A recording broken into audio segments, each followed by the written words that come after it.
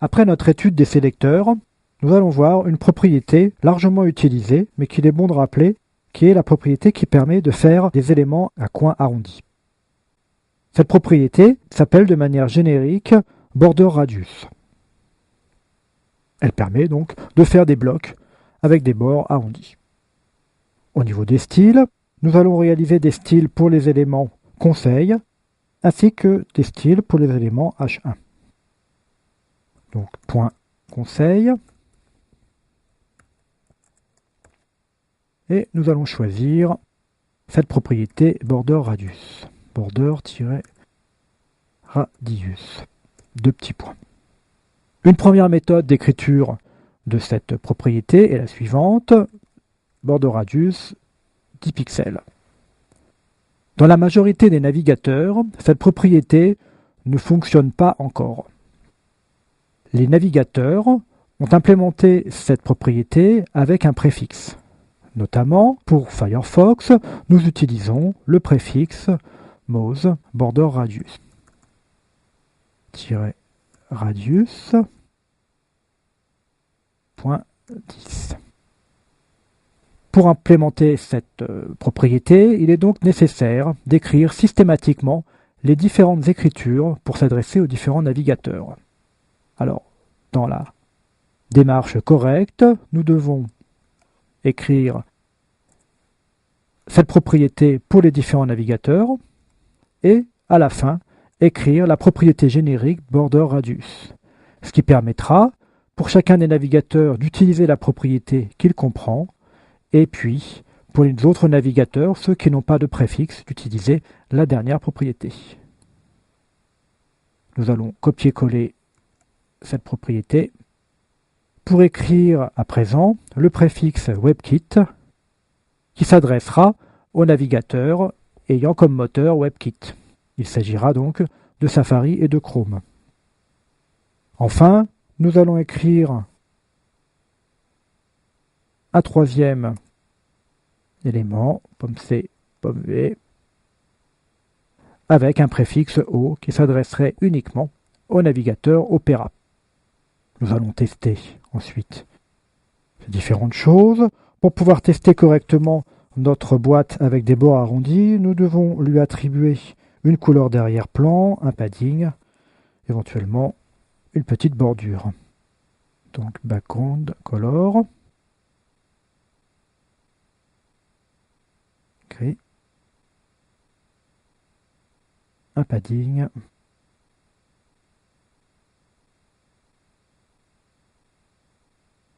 5 pixels, une bordure,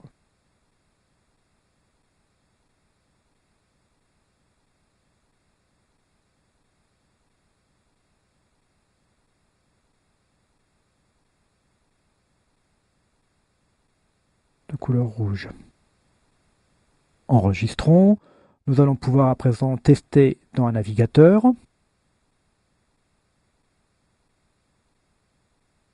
Nous avons bien la partie conseil qui est de couleur d'arrière-plan grise avec une bordure rouge et l'ensemble de notre élément est à bord arrondi.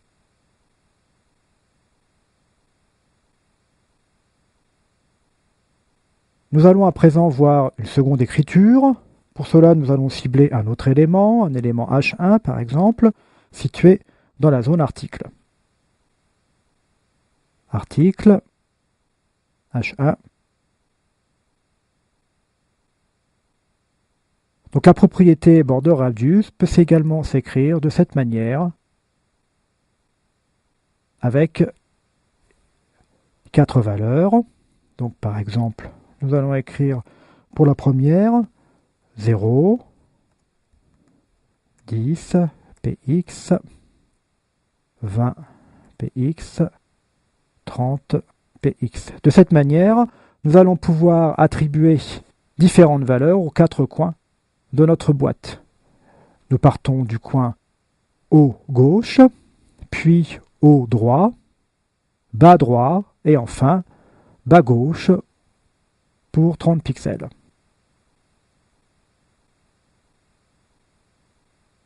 Nous allons recopier l'ensemble pour les autres préfixes, WebKit et Opera. Enfin, comme tout à l'heure, nous devons ajouter différentes caractéristiques afin que notre boîte soit bien visible. Une largeur, une hauteur, 350 pixels, hauteur, 60, un padding,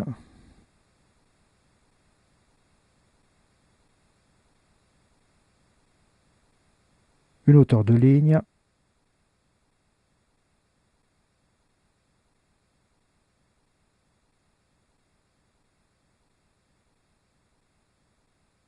et une couleur d'arrière-plan.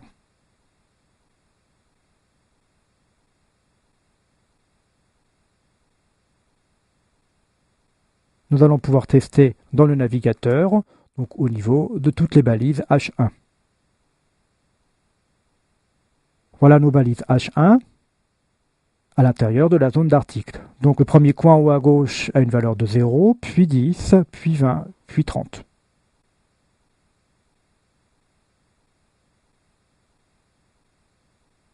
Ces différentes propriétés fonctionnent correctement dans les navigateurs tels que Firefox, Safari, Chrome ou bien Opera. Elles ne fonctionnent malheureusement pas avec Internet Explorer. Cependant, il est possible d'ajouter un script JavaScript à Internet Explorer permettant d'obtenir sensiblement la même chose au niveau de ces navigateurs. Ce script s'appelle roundies.js, c'est un script JavaScript. Il peut être téléchargé sur le site suivant www.dealerdesign.com/experiment/dd_roundies. Une fois téléchargé le script, nous devons l'incorporer à notre page. Donc je vais choisir ici l'incorporation, donc script.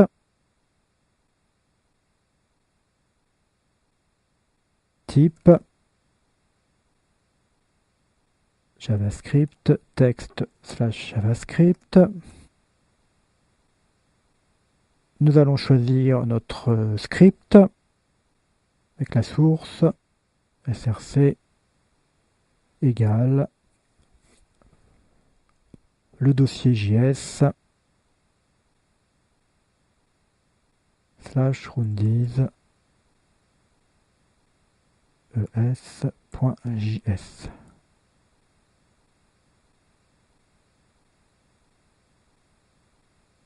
Et nous fermons la balise script. Afin que le script ne soit chargé que par des navigateurs de type Internet Explorer, nous allons ajouter un commentaire conditionnel.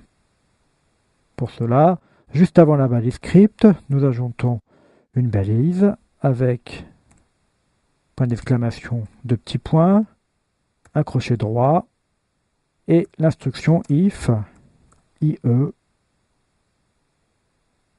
8 par exemple. Et nous fermons l'ensemble de cet élément avec une fermeture de commentaire conditionnel, point d'exclamation, crochet droit, endif, deux petits tirets et on ferme la balise. De cette manière, uniquement les navigateurs de type IE8 iront chercher le script. Afin d'être un petit peu plus large par rapport au choix de nos versions d'Internet Explorer, nous allons choisir des navigateurs Internet Explorer inférieurs à IE8. Pour cela, nous ajoutons LTE pour lui signifier que toutes les versions inférieures et comprises à IE8 iront télécharger ce script. J'enregistre. Allons voir à présent ce script Roundies pour le modifier légèrement.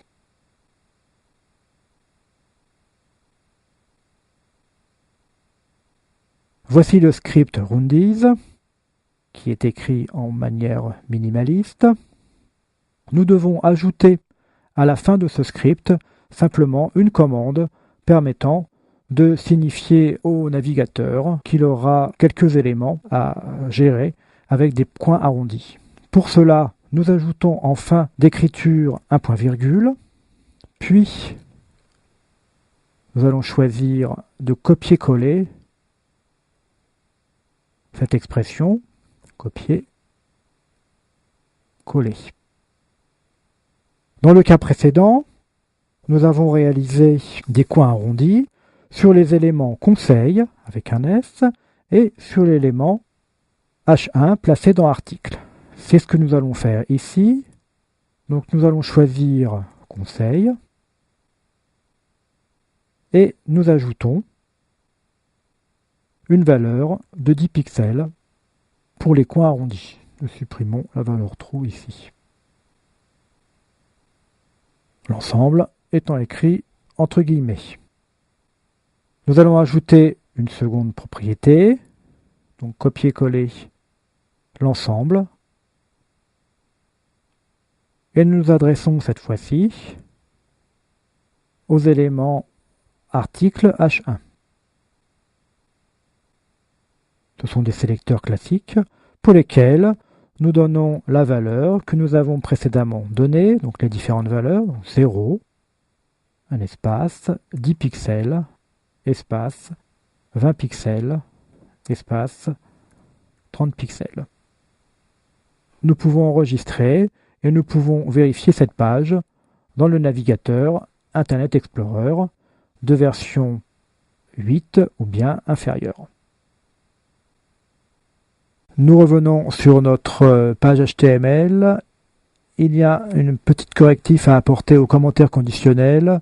Il faut ajouter un chevron pour fermer la première balise. Donc nous avons ainsi l'écriture de cette manière pour Internet Explorer.